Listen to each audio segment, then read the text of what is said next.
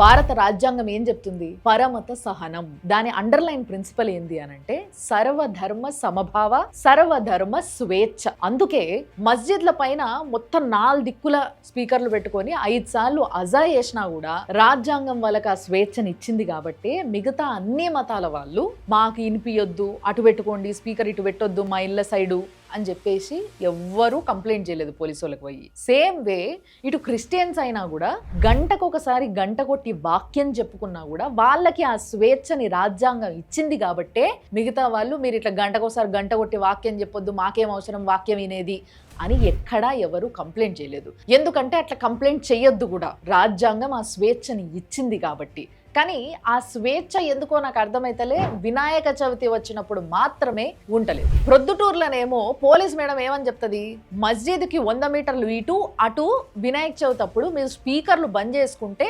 బాగుంటది అని వాళ్ళు రిక్వెస్ట్ చేస్తారు కాబట్టి మీరు బంద్ చేసుకోండి అని చెప్తుంది. వెలుగోడ్లనేమో చర్చి ముంగడికెళ్ళి పోయేటప్పుడు మీరు స్పీకర్ ఆపలేదు అని పెద్ద లొల్లయ్యింది, అక్కడ స్పీకర్ ఆపేయాలే అని చెప్పేసి వాళ్ళు డిమాండ్ చేస్తారు. ఎమ్మిగనూర్ల పరమత సహనం బ్యూటీ ఏందో కనిపించింది.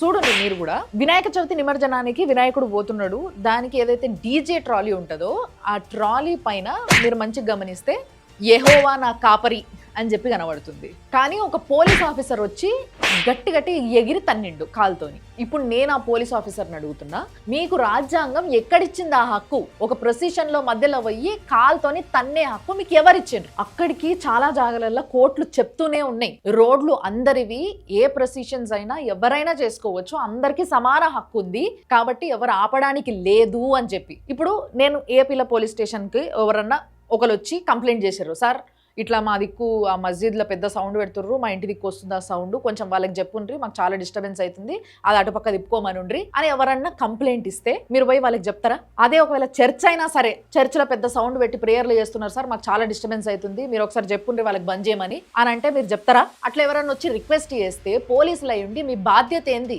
అమ్మ రాజ్యాంగం చెప్తుందమ్మా పరమత సహనం అని, మీరు మర్చిపోతున్నారు కావచ్చు, అందరిని రెస్పెక్ట్ చేసుకుంటా పోవాలి, ఎవరి టైం వచ్చినప్పుడు వాళ్ళు చేసుకుంటారు పండగ అని మీరు సంజాంచి చెప్పాలి. మీరే ఒకసారి ఆలోచించుండ్రి, హాస్పిటల్లో బెడ్ మీద ఉన్న పేషెంట్ దగ్గరికి పోయి కూడా వాళ్ళ మత ప్రచారం చేసుకున్న ఫోటోలు వీడియోలు ఉన్నాయి. కానీ ఎప్పుడైనా ఎవరన్నా ఏమైనా మాట్లాడినరా? సరే అది వాళ్ళ ఇష్టం, మనం రెస్పెక్ట్ చేయాలి. వేములవాడల దర్గా ఉంటది గుడి లోపలనే, గుడి లోపల దర్గా ఉంది కదా అని చెప్పి అక్కడికి లోపలికి పోయిన ప్రతి హిందువు అక్కడ కూడా కొబ్బరికాయ కొట్టి దీపాలు పెట్టి అక్కడ దాన్ని కూడా రెస్పెక్ట్ చేసుకొని వస్తారు. అంటే పరమత సహనం అనేది ఇటువైపు ఉంది, మరి అటువైపు ఏమైంది అని అడుగుతున్నా.